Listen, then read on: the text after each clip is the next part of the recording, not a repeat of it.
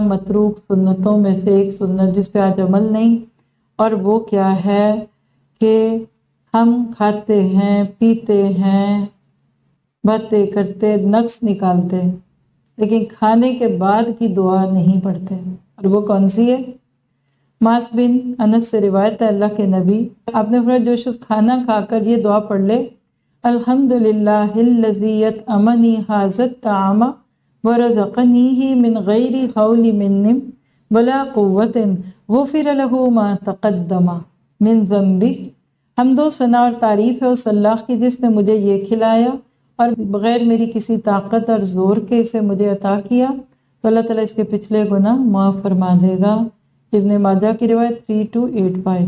دیکھیے کتنی بڑی خوشخبری ہے، پچھلے گناہ معاف ہو رہے ہیں جو آپ عمرہ کر کے اور دوسرے کاموں کے ذریعے کرواتے ہیں۔ تو اللہ تعالیٰ ہم سب کو ان دعاؤں کا اہتمام کرنے والا بنائے، بچوں کی تربیت میں یہ چیز شامل کریں کہ ان کو یہ دعائیں سکھائیں۔